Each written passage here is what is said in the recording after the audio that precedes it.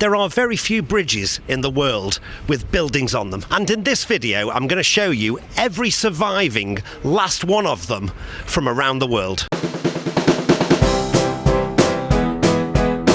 There's many examples of covered bridges, and there's many examples of bridges where people live. But bridges with an actual building built on top of it are extremely rare.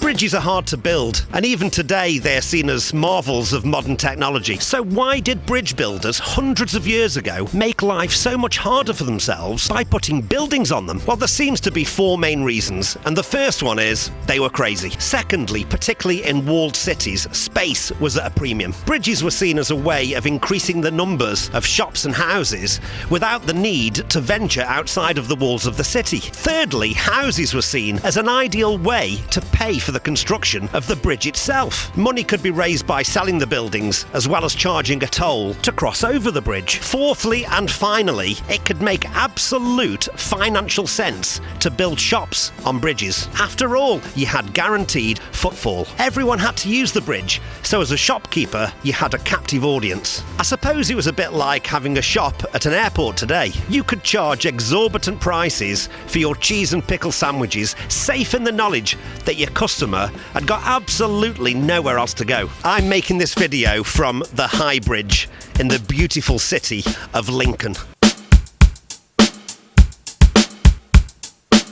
This bridge was built in 1160, and it's the oldest bridge in England upon which buildings still stand. Lincoln is an ancient walled city, and I'm sure it made absolute financial sense to build this house on that bridge. It's now a cafe. I'm sure people walk past this building every single day, completely oblivious to the fact that they and the building are on a bridge.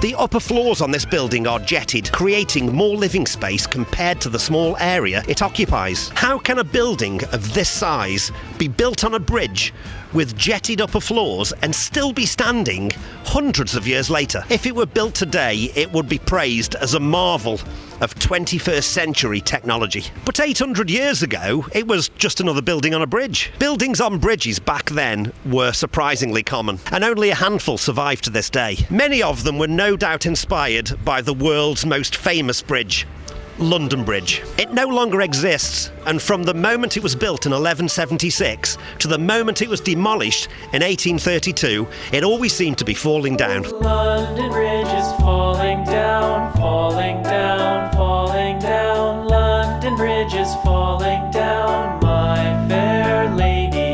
It was built 15 metres to the east of the current bridge. It was the largest inhabited bridge in Europe, and it was considered a wonder of the world. Tolls were charged to cross the bridge, and these tolls were meant to cover the enormous cost of maintaining the bridge. Its history is peppered with collapses and fires. Quite often the money from the tolls wasn't spent on the required upkeep of the bridge. It's said that King Henry III's wife, Queen Eleanor, spent the money on herself rather than on the bridge. She's thought to be the fair lady in the children's nursery rhyme. London Bridge is falling down, my fair lady, and that's your fault. London Bridge is falling down, falling down, falling down. London Bridge is falling down, my fair lady. Build it up with sticks and stones, sticks and stones, sticks and stones. Build. Hundreds of people called London Bridge home, and for almost 1,000 years it dominated London life. If we were to travel back in time to the 14th century, we'd find London Bridge at its best. It was a huge money-making operation, with rents collected from hundreds of businesses. It was the lifeblood of the city. It was its own ecosystem above the water. 800 years ago, no one thought it odd to build on a bridge. To us 21st century folk, it seems crazy. Sadly, we don't have London Bridge anymore, but some bridges, like this magnificent bridge behind me in Lincoln, still exist. So please enjoy this with me as we explore the last examples on Earth of buildings on bridges. bridge house at Ambleside. Let's start with the cutest one on my list. This precarious-looking bridge is at Ambleside in England's Lake District. It was built over 300 years ago, and in its time, it's been a summer house, an apple store, and a cobbler shop. As precarious as it might look, it's rock steady, and even today, it's still in use as an information centre for the National Trust. Could you see yourself living here? I know I could. It was forever immortalised by Victorian artist Lewis Pinhorn Wood. I'm delighted to say that Ambleside's bridge house looks as good today as the moment it was built at the dawn of the 18th century, and to this day still delights visitors to Ambleside and Lake Windermere. The Château de Chenonceau. This incredible building spans the River Cher in northwest France. It looks like it was built yesterday, but in fact, it's almost 500 years old. Henry II, King of France, gave the chateau to his mistress, Diane de Poitiers. If he was trying to impress her, it worked. She loved the chateau, and it was her idea to extend the chateau across the river to the opposite bank. King Henry was clearly quite enamoured with his mistress, and even gave her the crown jewels of France. What on earth was she thinking when she extended the chateau across the river? Today, the Château Chenonceau is a major tourist attraction, receiving over 800,000 visitors every year.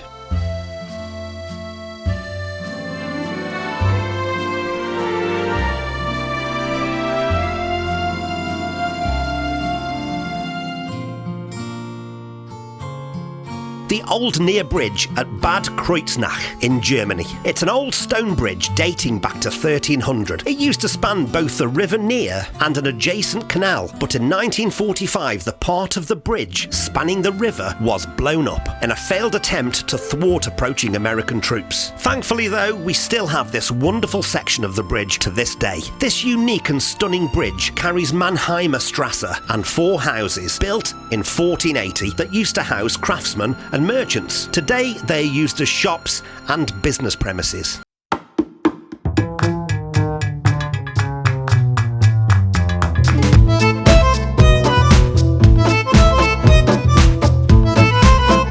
Pulteney Bridge at Bath, England. Pulteney Bridge was built in 1774 over the River Avon and hosts 2 rows of shops over its full length and a busy road. It's a stunning bridge, but it has to be said, the view of its northern side is less appealing.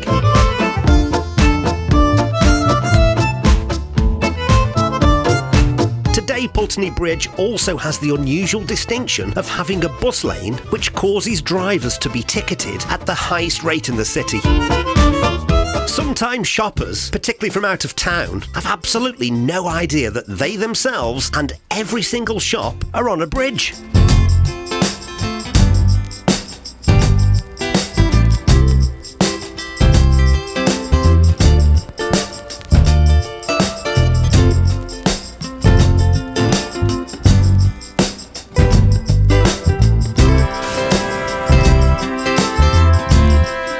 Ponte, Rohan, France. Pont de Rohan was built in the 16th century and crosses the Elorn River and is flanked with amazing shops and restaurants. This incredible 67-metre long bridge is a must-see tourist attraction for all visitors to the beautiful town of Landenau, northwest France. It was built in 1510 by Jean de Rohan, and in its time, the bridge has housed a prison, a chapel, and a mill. The current shops on the bridge, with domestic residences upstairs, are all inhabited to this day and were built in the 17th century. It's hard to believe that this picturesque street and all the shops and houses are sitting on a 500-year-old bridge.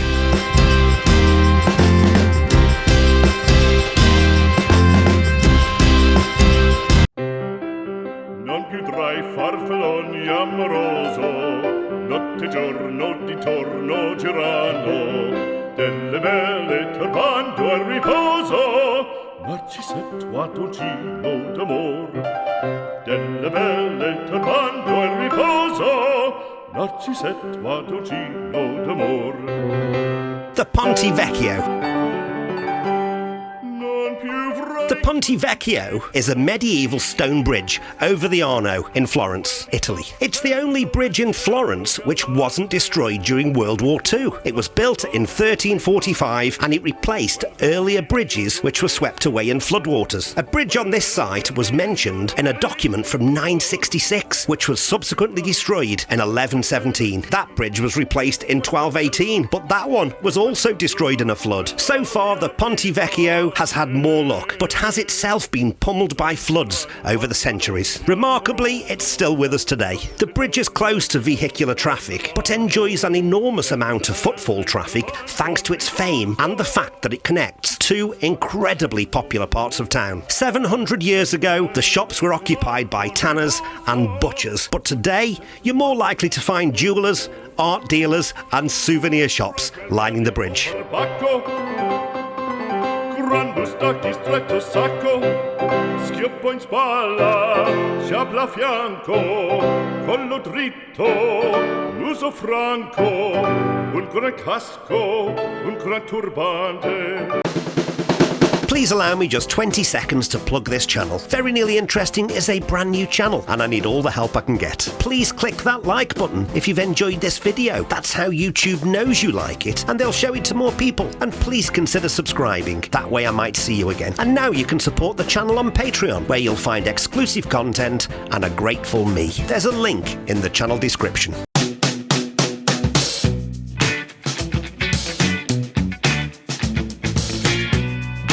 The Krämerbrücke.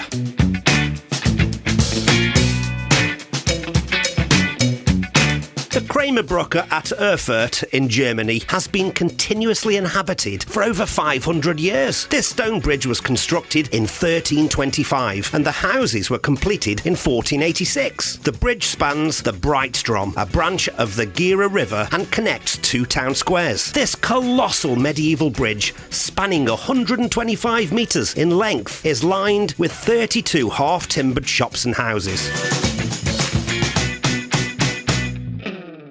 A cobbled street runs through the middle of the bridge, flanked by what are the longest rows of inhabited buildings on any bridge in Europe. Would you believe that this bridge replaced previous wooden bridges that were destroyed by collapses and fires? The Krämerbrücke is an amazing thing to have survived for all this time, for us and for future generations to enjoy.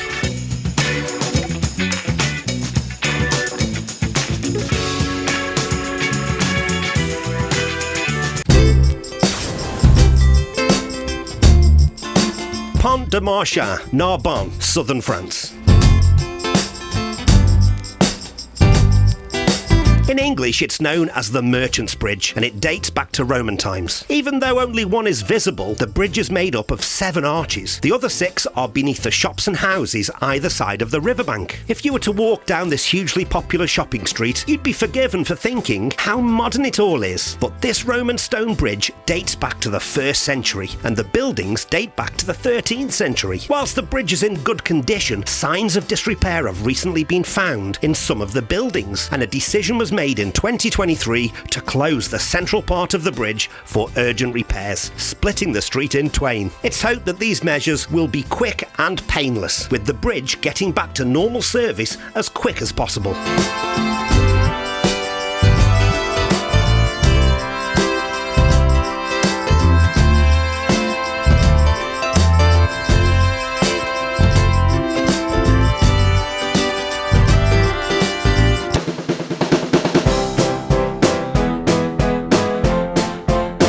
Thank you so much for watching this video. If you enjoyed it, please click the like button. That way YouTube will show it to more people. And please consider subscribing. That way I might see you again. And please have a look at some of the other content on the channel. There's lots of interesting things on there. Well, very nearly interesting.